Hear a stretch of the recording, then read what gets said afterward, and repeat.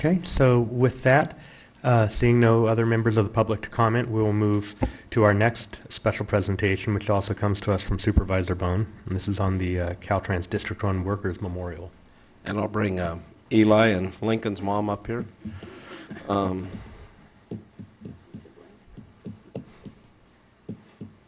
And sister, right? Yeah. I brought this forward because last year they really celebrated and honored the workers, and it was probably, and I'm going to be out of town, and I wanted to be there so bad, but I urged my fellow supervisors here. It's as you will see, it's a great presentation. It's a great honor. Brett Fabre from the California Highway Patrol spoke last year, and CHP and Caltrans were formed about, well, we'll hear the years and everything else, but it's pretty amazing the amount of casualties involved between the two agencies almost run parallel as they provide services and basically a ribbon of asphalt for us to traverse this great state. And it was probably, and I applaud you guys, and I probably haven't said this last year, you guys did a great job putting it on. Charlie it was a pretty emotional scene. We got all the District 1 guys up here from all over, and it was just, and hopefully it made them think twice. We had Mr. Holgerson, who suffered a catastrophic accident at, I think it was at McKinleyville, right there on the off-ramp there. And his workers turned around, and he was on the hood of a car by a gentleman that basically, an older gentleman that basically lost his way and then panicked. And it was great to see him and his family there. But the amount of the honoring of both of the injured and the fallen guys, so I really appreciate you guys, and I asked you guys to bring this, I guess maybe out of guilt because I can't be there but sorry. Anyway, thanks, Betsy. Thank you, Rex. Welcome. Thank you. Good morning. My name is Betsy Totten. I'm the Chief of Public Information for Caltrans District 1. And I want to begin by thanking you all for inviting me here today to speak about an event that means so much to me and all of my colleagues at Caltrans. This Thursday morning, as Rex said, we will be holding our District 1 Workers Memorial Ceremony at 10 a.m. at our district office shop parking lot on Albee Street here in Eureka. Now, this event is to honor the 184 men and women who have died on our highways in California. 16 of those individuals have been from right here in District 1. Caltrans is made up of 12 districts. District 1 covers Del Norte, Humboldt, Lake, and Mendocino counties. We are a tight-knit group of over 650 people. We are all family, and the respect we have for one another is like nothing I've ever seen or been a part of in the professional world. When one of us is hurt or injured or even going through tough times, it ripples through our district and we all feel the pain. 16 have died in our area, 184 throughout the state of California. And this number does not include our contractors who have also had employees who have lost their lives on the job. These are men and women who are mothers and fathers, sisters and brothers, sons and daughters, our friends and our neighbors. These are men and women who are out on the highway every day so that we can all have that nice road trip on our way to summer vacation or a smooth commute to work every morning. When most of us are driving down the highway, we take for granted the amount of work that these men and women do to make and keep our highway system in California the best in the nation. We take for granted how beautiful our roads are. And some, as all of you guys have probably heard at some point, are quick to criticize and judge what these men and women do every day, 24/7. From cleaning up an animal who's been hit and killed on the road, to getting up at 3 a.m. to make sure all those reflective dots in the middle lane are working, so that we can all see the road at night when we're driving with precious cargo like our children in the back seat. These men and women are called in at 2 p.m. on Saturdays when there's been an accident or a landslide. They have to leave their kids' birthday parties or family gatherings, even Christmas dinner, so they can get out there for all of us during an emergency to make sure our families are safe on the road, leaving theirs at home. Like Rex said, Lieutenant Brett Fabre from the Highway Patrol spoke last year, and he will be speaking again this year. He made a great point at our memorial. He reminded us that law enforcement officers take an oath to protect and serve. Caltrans maintenance workers do not. They are not paid hazard pay, and they do not carry a badge or a gun. These Caltrans men and women are on the road protected only by plastic cones, a hard hat, and some bright-colored clothing. They count on all of us to see them and to slow down. Their lives are right there, just feet away from our 2-ton-plus metal vehicles plowing down the highway. And as Chief of Public Information, I hear the stories from our crews about the daily or weekly near misses. I hear the stories of cars throwing hot coffee or trash out there at these men and women who are truly my heroes, and it angers me. But it also makes me very sad that much of the public doesn't see what they're doing or who they are. Does waiting in traffic for 30 minutes because our crews are working on a project to make the road safer for you constitute your right to throw things at them or put their lives in danger? That's a question I'm constantly wanting to get out there to all the distracted and angry drivers of this world. These men and women are some of the best people that I have ever known, and I'm honored to work with them every day. I challenge everyone to take a moment to think of them as human beings. Imagine a state where Caltrans and our highway workers did not exist. Imagine what our roads would look like. Most of them would be filled with potholes and be impassable. 184 of these heroes have lost their lives from distracted drivers or trying to clear a rock slide and being hit by boulders. Each lost life has a different story, but every single one of them is a life that we wish was still here. Our district memorial is a time to honor these heroes and their families, but we honor them every day, and the names of our fallen are always in our minds. We will be placing 184 cones in our district shop parking lot on Albee Street in Eureka between Wabash and 15th on Thursday at 10 a.m. 16 of those cones will represent the Caltrans family members we have lost here in District 1. James Archer, maintenance supervisor, died in 1921. C.A. Turner, laborer, died in 1927. Ernest Hames, equipment operator, died in 1944. Orrin DeWar, equipment operator, died in 1946. Weldon Edgmond, equipment operator, also died on the job in 1946. Donald H. Jacob, equipment operator, 1953. Charles L. Islick, equipment operator, died in 1956. George M. Leatherwood, senior highway engineer, died in 1957. Wallace L. Chapman, assistant right-of-way agent, died in 1958. George W. Stavig, maintenance worker, died on the job in 1964. Reno E. Redding, maintenance worker, died 1968. Stanley W. Gordon, maintenance worker, died in 1969. Arthur L. Boone, maintenance worker, died in 1972. William Abar, equipment operator, 1983. And Daniel Broski, a District 1 engineering technician who lost his life at one of our work sites in 2005.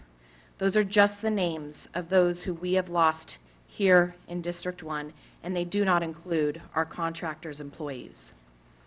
Patsy Broski, wife of our most recent fallen, will be sharing her story, and many others impacted by these tragedies will be in attendance, including most our staff from across the 4 counties we cover. The public is also invited and encouraged to attend. We don't want to have to add another cone to our ceremony next year. So my plea for anyone traveling on our highways is this: please slow down, respect the cone zone, and respect the men and women who are out there sacrificing to make the roads better for us. And if you have the chance, maybe tell them thank you and shake their hand. I can assure you it'll make their day, and that quick encounter with one of these men and women will probably make your day too. Because as I said before, these are some of the most wonderful, down-to-earth, best people I have ever met. and it's humbling to have the privilege of calling them my friends and colleagues. We will be wearing these ribbons on our lapels on Thursday, and we're going to be giving one to each and every one of you. We encourage you to wear it on Thursday as well, even if you cannot attend the memorial. Thank you for all inviting me to share and giving me the opportunity to tell you about our heroes. Thank you. Supervisor Bass? Thank you, Mr. Chair. And Betsy, I'm sorry to say that I won't be able to attend. I'll be at an event in McKinleyville, but I'll be glad to wear the ribbon and actually speak. There's an opportunity that I'll be speaking, so I will share this. I was going to say, and I know many of the other supervisors have the same experience recently. We're on the road a lot, and this last week I was driving between Sacramento a couple times, and I know. Actually, Rex is I always met on him the road. somewhere. We were like going in opposite He always directions. on- But, you know, and there was a lot of construction, but, you know, I think we know, we respect, and the thought that you're telling me that people are throwing things at the workers just totally amazes me. But, you know, I think I'm very cognizant when I go through of being aware and being slow.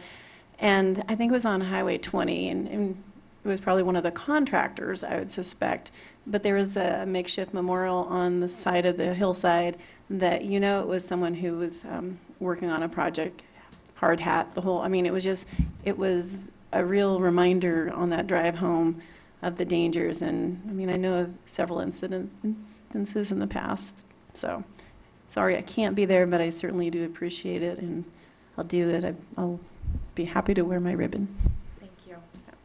Supervisor Fennell? And unfortunately, I can't be there either, and I really would love to be, Betsy, but yeah, I'm one of those ones who goes up and down that beautiful strip of pavement every day practically, and see the hard work that it takes to keep that in the kind of shape that we need in order to be safe on there. So I really appreciate the work of everybody involved. I see them all hours of the day and night, wherever we go, and thank you for your impassioned cry to people also, because I do think that even if people are not aware, if an event is happening, their eyes are drawn to it, and sometimes they can cause real danger to people who are working there. So thank you, and I certainly will wear my ribbon on Thursday. We found out that, yes, the first flight to Portland is going out on the same day, so Wow. we understand that is a big deal, and we're excited about that, too, for transportation, so thank you. Supervisor Sundberg? Thank you. So, yeah, I also have to apologize. I'm going to be in Wairika on Thursday, so I'm not going to be able to attend, but I do appreciate everything Caltrans Workers does for us, and I see them out there working hard all the time. Thank you. Thank you. And I just want to comment, my appreciation for highlighting this, letting us know about the memorial that's going to be happening. It's occurred to me as we all do, driving so much in and out of Humboldt County, that whenever I see the workers on the road, there's something about the presence of that person there with a sign that can't be matched by any amount of electronic signs and cones and other kinds of things to get people to slow down. It's that eye contact. It's that person doing this that lets you know that you're going too fast. And it's actually it's the way we are in our cars. The Caltrans workers are often the only human contact we have, even if it's just fleeting, even if it's just you're stopped for a while, and then as you go by, you get a wave, and it's a humanizing aspect of the whole thing, and it's important that we recognize that they're out there doing important work, and to be careful. And so I'm not positive about my own ability to attend on Thursday, but I'm hoping that I can make it. And just my thank you for putting together this memorial. Thank you. So. Supervisor Bohn? Eli, you got anything to say? I mean, are you just eye candy or what? I mean, why are you here, Eli? We we started this last year, actually, and Eli and I've been with the department for 2.5 years, and he's a year after me, but we started this last year, brand new to the department. We thought it was pretty important, so I wanted to make sure, and he's my right-hand man for this, so I wanted to make sure that he is a part of it as well. Well, no, and I know. And these photographs, by the way, are all by our beautiful photographer, Eli Roll, so. Well, no, and again, I appreciate all the effort that went into this, and I think that, and I know your staff, because it's a safety training at the same time, to make them aware. You know, we can only be as safe as they follow the guidelines and be safe and don't take anything for granted and things like that. And as somebody that's driven, I think I'm well over 2 million miles of driving back when I was a truck driver, and 99.5% of it was right here on, you know, California roads. So over the years, the improvements they make on the roads, I think my last venture was recently when we had the trees fall across the road down by Lolita and ended up directing traffic for 8 hours rather than going to the pancake breakfast in Petrolia. So, And we loved your you know, photos. yeah, and the photo, and I sent Betsy photos of the crew, and she used them. So, but I mean, that was also on a Sunday, and the full crew was out there within a crew was out there within an hour. A full crew was out there and had the road open like in 6 hours with 2 trees, and so it was quite a deal. But again, emergencies seem to happen after 5 o'clock and on the weekends and on holidays, probably more so than anything, and they always react. So tell Charlie his guys are doing a good job. So Will do. They'll be happy to hear that from all of you. Supervisor Fennell?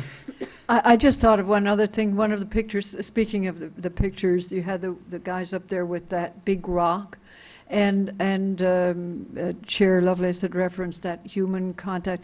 Sometimes we forget, with all of the machines that are in the world, it still takes humans to do some of these tasks. And I know it was a contractor down at the bluffs between Redway and Garberville, but I could not believe what those guys had to do, climbing up on the side of the hill with those drills, et cetera, trying to get those rocks loose. So that they wouldn't come down on us by themselves. And it is amazing what those guys put themselves through. So thank you very much. And gals, by the way. Yeah. Thank you.